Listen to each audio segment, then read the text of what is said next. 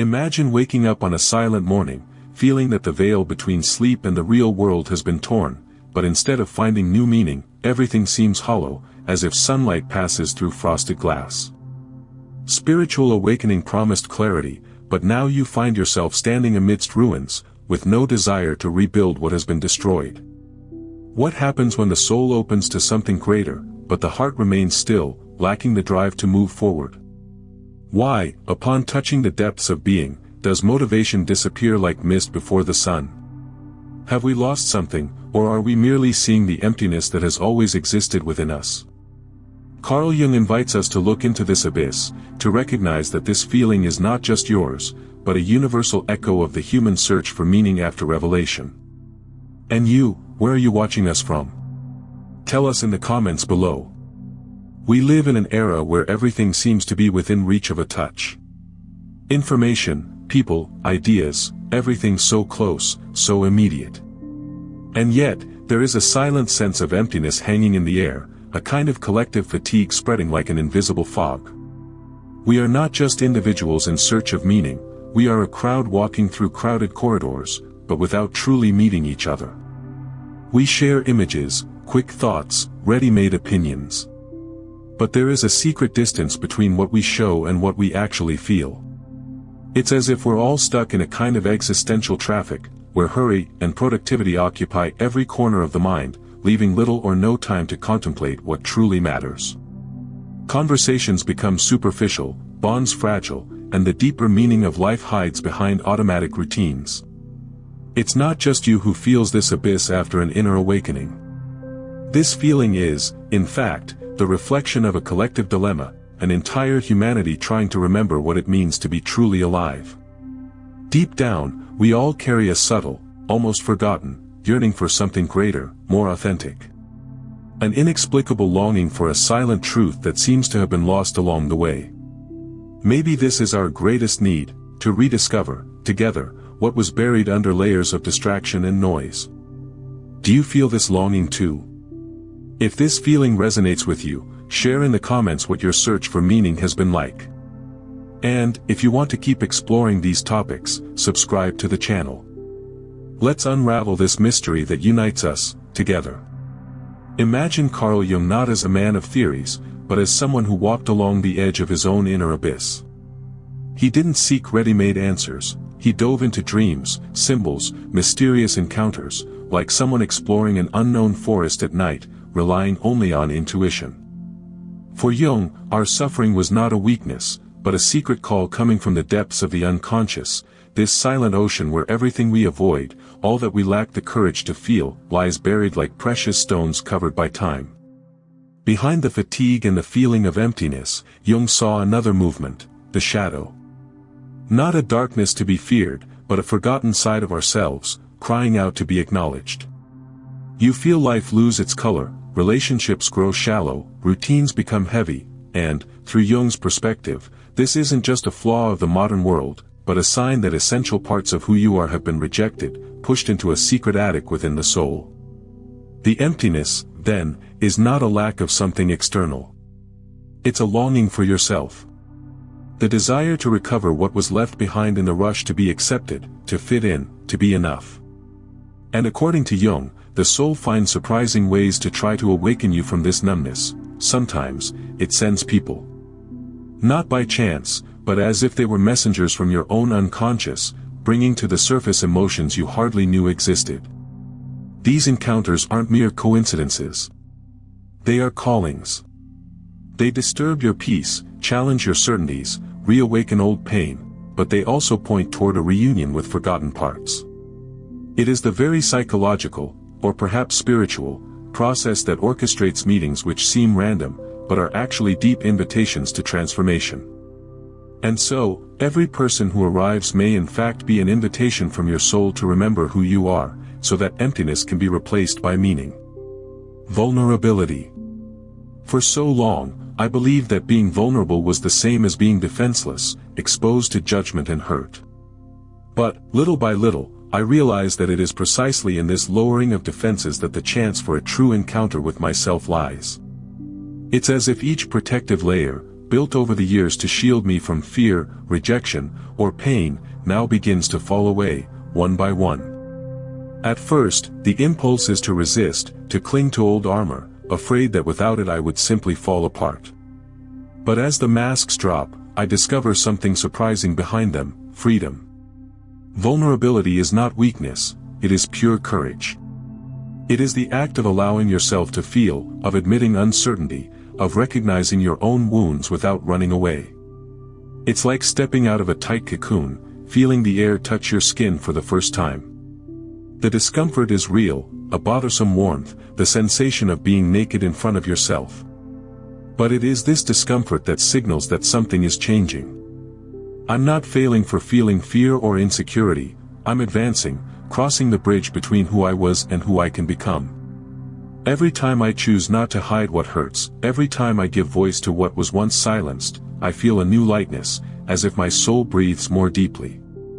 I realize that true connection only exists when I am whole, without filters or defenses. And that we can only touch others with authenticity when we allow ourselves to be touched too. This process is not instantaneous. It is a journey.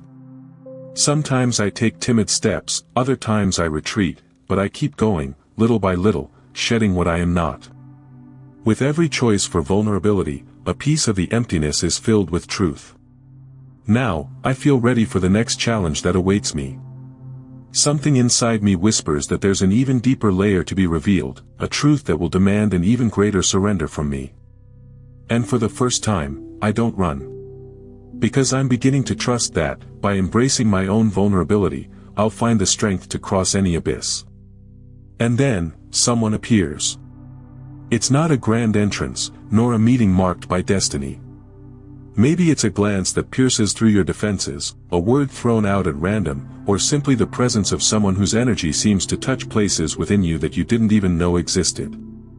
At first, I feel discomfort, almost irritation, as if something has disturbed the calm waters of the new balance I began to build. I try to ignore it, rationalize it, returning to old habits of isolation, but it's useless. This person, or maybe this unexpected event, is the wake-up call. The catalyst.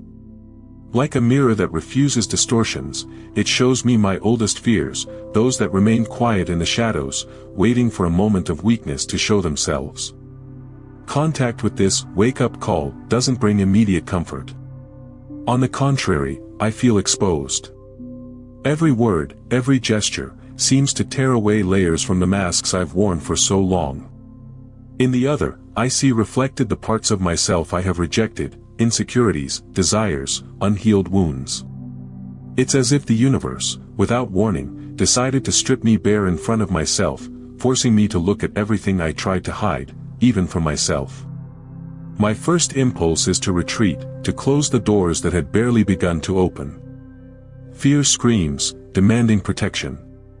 But there is also an inexplicable attraction, a painful curiosity, a calling to push through the discomfort, as if, by facing this mirror, I could finally retrieve essential pieces of who I am. In this confrontation, the true test is revealed: to accept the invitation of the wake-up call and move forward, or once again take refuge in the familiar zone.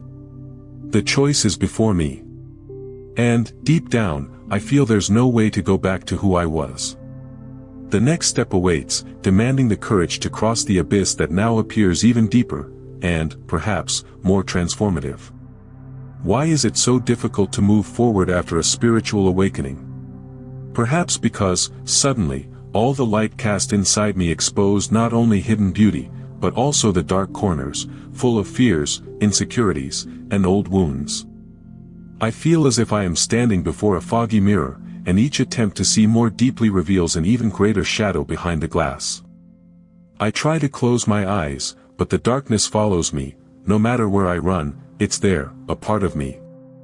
The weight of these feelings is like a silent storm, gathering in my chest, threatening to overflow at any moment.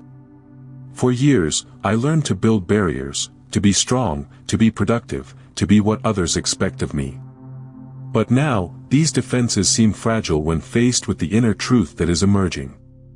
The fear of not being enough, the shame of who I have become or what I have left behind, all of it takes shape and voice. My mind whispers, maybe I'll never be able to cross this abyss, maybe I'm not brave enough, maybe my suffering is greater than my willingness to change. I want to hide, pretend this part of me doesn't exist, but there is no longer any safe haven. The emptiness only grows the more I deny what I feel. I realize, then, that the battle is not to defeat the darkness, but to accept it, to recognize that it is made up of parts of myself longing to be seen and embraced. It is painful, chaotic, like plunging into unknown waters, but it is also the beginning of something new. I choose, even if afraid, to look at what I have always avoided. I take the first step into the shadow, and in that instant, I feel that true healing can finally begin. Something changes silently within me. Where there was once struggle, now a gentle acceptance is born. I realize that this shadow I feared so much, these dark and fragile corners of my being, are not enemies, they are legitimate parts of who I am. For years, I tried to suffocate my fears, hide my flaws, and pretend that the pain didn't exist.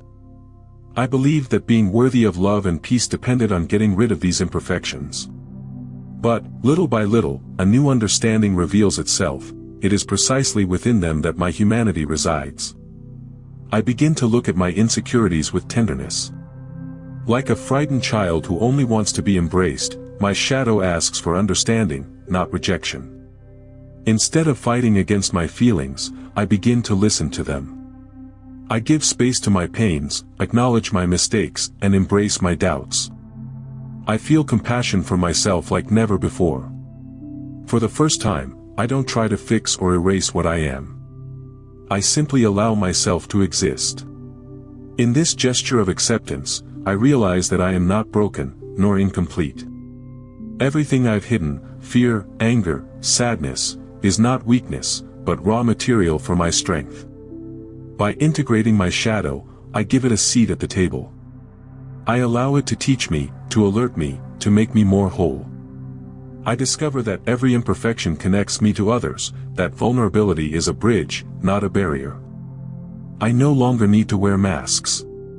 The pursuit of perfection gives way to the lightness of being imperfect, yet authentic.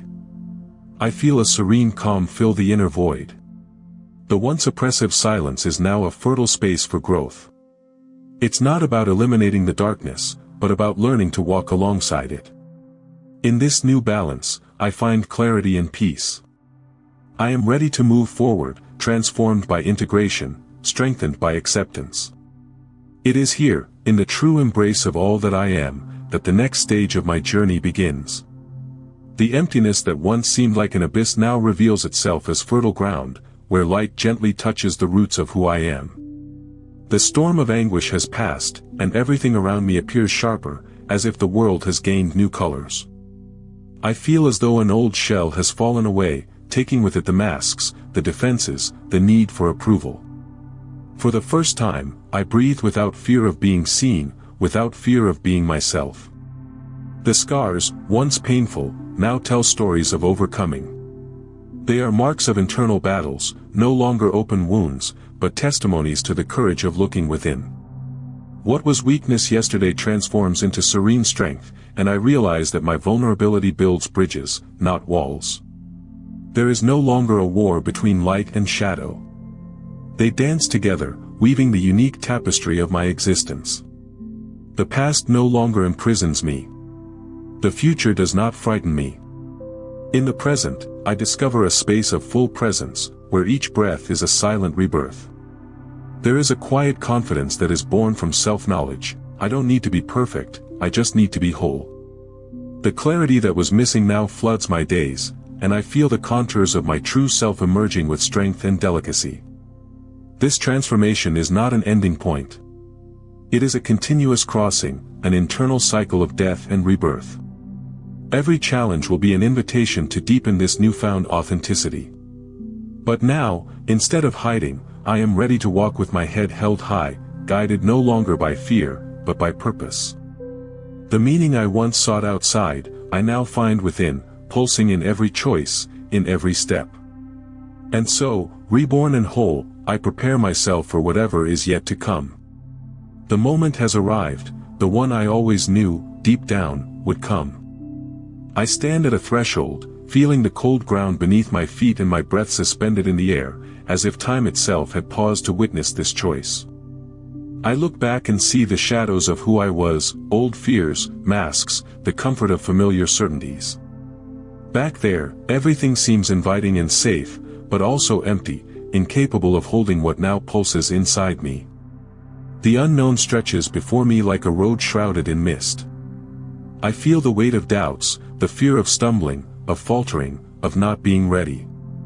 Fear whispers, asking if it wouldn't be better to turn back, if the price of change isn't too high. But now, something has changed. I realize that the real risk is not in moving forward, but in denying the transformation that has already blossomed within me. There is courage in recognizing the flutter in my stomach and moving on anyway. My heart beats strongly, not in search of protection, but of surrender. I embrace this restlessness, accepting that discomfort is part of the crossing. With each breath, I feel the past bidding farewell with gratitude, like old skin that has served its purpose.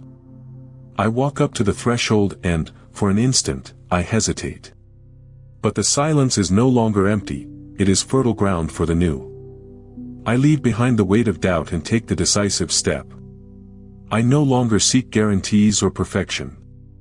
I surrender, whole, to the process of being and becoming. I accept that I am no longer who I was, and that does not frighten me, it sets me free. The future remains wrapped in mystery, but there is a newfound confidence propelling me forward. I don't know everything I'll face, but I know I'm ready to go on. Each step will be a choice to keep being reborn, to honor my essence, to live with authenticity. And so, I cross the threshold, committed to my new self, open to the unknown and to whatever is still to come. The horizon opens before me, bathed in a gentle light that heralds a new beginning. I feel the fresh morning air filling my lungs, and I realize that, for the first time, I no longer carry the weight of old doubts. Transformation is no longer a distant promise, it pulses in every gesture, in every choice, in every glance I cast toward the future. I look back and hardly recognize who I once was. The fears, the feeling of emptiness, the relentless search for meaning seem like distant echoes from a night that has already ended. Now, I understand that purpose is not something to be found outside of myself, but rather an authentic expression of who I am. Everything I've experienced, joys and pains, achievements and falls, was necessary for me to germinate, like a seed that needed to pass through the darkness of the earth before blooming in the light of day. I feel whole, with the scars I carry transformed into marks of growth and overcoming. My vulnerability has become strength, my uncertainty has become a path. It's as if a bird, once chained by fear, has finally spread its wings to the open sky. There is no longer a need to hide my imperfections or run from who I am. The peace I find is not the absence of challenges, but the serenity of knowing I can face them without losing myself. I have awakened to life, to the now, to the possibility of creating meaning in every new day. The cycle closes, but not as an ending. I feel that this is just the beginning of a deeper journey, guided by the wisdom I have gained. I move forward with confidence, open to the unknown, ready to live with truth, purpose, and fulfillment.